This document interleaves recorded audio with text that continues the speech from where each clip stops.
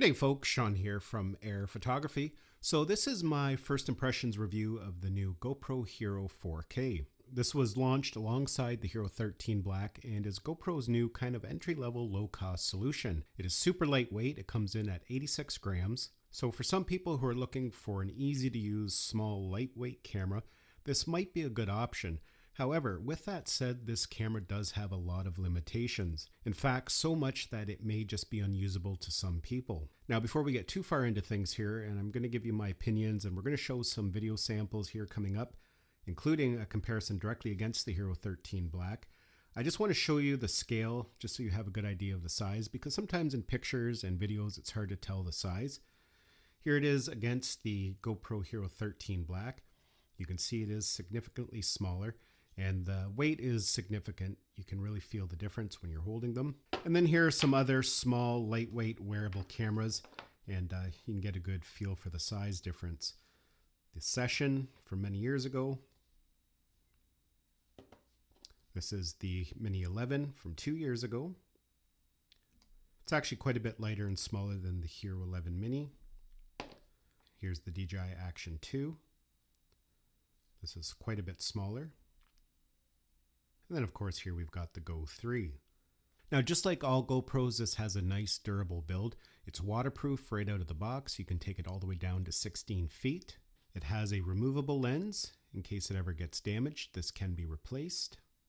We have a shutter button at the top, a power and mode switching button there on the side. And on the back here we do have a touch screen for helping you frame your shot and changing your settings. That was something we didn't have on the GoPro Mini. We just had a little screen there at the top. So that definitely is a nice feature. At the bottom here, we have our fold out finger mounts. And one thing which is a little bit disappointing is it's not compatible with the new GoPro magnetic mounting system that was introduced this year. It would have been nice if they had made that compatible, especially if you're going to be buying this as a secondary camera and you just want to move it around easily. But unfortunately, that is not the case. This camera is capable of filming at 4K 30. That's basically the default mode. You are able to turn that down to 1080 at 30 frames per second, and you can film slow motion, but it is limited to 2.7K at 60 frames per second. And of course, we do have a photo mode. When we look at it here, you can see we have the modes listed down there at the bottom, and that's basically it. We can just swipe back and forth between the different modes. And really changing the filming modes, going from slow motion to video to photo, is really the only settings we can change on the screen. There's no options for setting frame rates, field of view. There's no options for stabilization. You can't change your shutter speed or exposure. You can't change the ISO or the white balance. Everything is just fixed, and what you have is what you have. And that's where I mentioned at the beginning, it might be a little too simplistic for some people, especially if you want to do a bit of color grading. There's no flat color profile. And it's going to be very difficult to match footage. But I guess for the casual user who's just looking for a waterproof, durable camera, something that they can throw around at a beach, attached to a skateboard, something like that without spending a lot of money, it might be okay in that aspect. But for me, the deal breaker, the biggest limiting factor of this camera is that there is no built-in stabilization. If we go and take a look at some content here that I shot, you can see there it's unstabilized. In order to stabilize the footage, you do have to bring it into the GoPro app. Now, in all fairness, it is easy enough to do. You just connect your GoPro app over to the camera. You'll bring all the footage in. Once the footage is in the app, it'll automatically be stabilized. You don't have to go in and do that manually. And then the footage is going to be smoothed out. And for the most part, it looks not too bad. The problem is, however, is that it just adds an extra step to your workflow. Because once you have it over in the GoPro app and it's been stabilized, it's still just stored within the GoPro app. You still have to export it to your camera roll if you want to use it for editing in some project that you're working on. And that also means if you do your editing on a computer, that can be a little bit more complicated because now you got to bring it into an app like this, stabilize it, and then transfer it over to your computer. Now, as I mentioned, the video quality is not bad for what it is, but there is quite a bit of noise. I know you can't see that there. I am going to show you some samples here in a minute. But there is quite a bit of noise and it's a little bit muddy. There's also a little bit of micro vibrations. I don't think the stabilization is quite as good as something like your Hero 13 Black. And just so you can see that, I'm going to play some samples here. One was shot on the Hero 13 Black. One was shot here on the new GoPro Hero 4K. And side by side, when we play them here, you can see that they look pretty good, you know, at that small size. And the stabilization looks not too bad on both of them.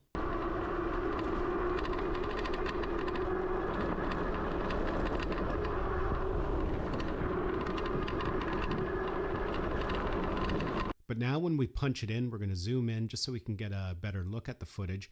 You can see that the GoPro Hero 13 Black is much clearer, and on the Hero 4K you can see it looks a little muddy, and you can see a lot of micro vibrations, stuff you just don't see on the Hero 13 Black.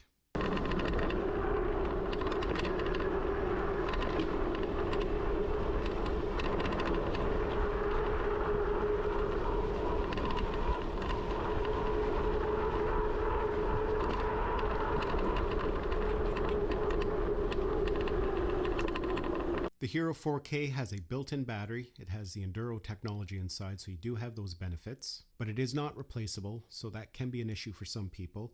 It does have a memory card slot, so that is important. Now, when it comes to record time, I'm not sure what GoPro officially rates it for. I tend to like to do my own tests, just because sometimes the manufacturer specs aren't quite accurate when it comes to those types of things. In my testing, which I did 3 times, I was able to record on average for 1 hour and 39 minutes. So all in all, that's not too bad. And the camera did not overheat, and that was just sitting at a desk. So if you're using this outdoors, chances of this overheating at 4K 30 are pretty minimal. Now at this point, I'm going to kind of give you my opinion on this camera.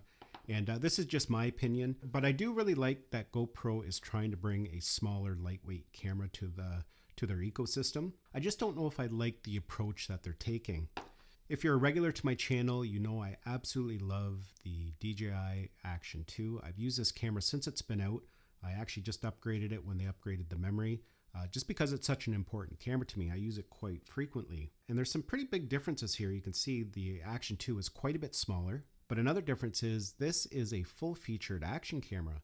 That means you have full resolution, all the frame rates, you can change all the settings, the white balance, ISO. The video quality is maybe about the same, perhaps a little bit better, but the stabilization is quite good. And really, when it comes to price, it's not much more than what GoPro is offering this at, which is $199 US and $279 in Canada here. So for me, this is a valuable tool. I use it quite frequently, but this, because of its limitations, this camera is not going to be that useful to me. And on top of that, you can see it is just a little bit bigger. What I would love to see GoPro do is bring back the Session. I think the Session was a fantastic camera. I think it was just a little bit ahead of its time. The last Session we got was the Hero Session 5, and stabilization was kind of non-existent back in those days. But if they could bring back a modern Session with today's technology, hyper-smooth stabilization, all the nice framing options that are available with the GoPro, and have a small screen on it for changing settings, I think the Session would do a lot better in 2024 or 2025 than it did when it was first released. Obviously, this was not a great seller for GoPro, because if it was, they wouldn't have discontinued it. But I think, like I said, it was just a little bit ahead of its time. The technology wasn't quite there yet. But I think today this would actually be quite popular for people looking for a small wearable camera for point of view shots. And it would just be a nice addition to GoPro's ecosystem. But at the end of the day, those are just my thoughts. Everybody's needs and wants are a little bit different. Well, folks, that is my impression of the GoPro Hero 4K. I'm really curious what you think of this camera. Is this a usable camera? Do you think this is going to be a good seller? Do you think we'll see a new upgraded version of this next year, or will this be added to the archives? Let me know down in the comments. Thanks a lot for watching, and we'll see you in the next one.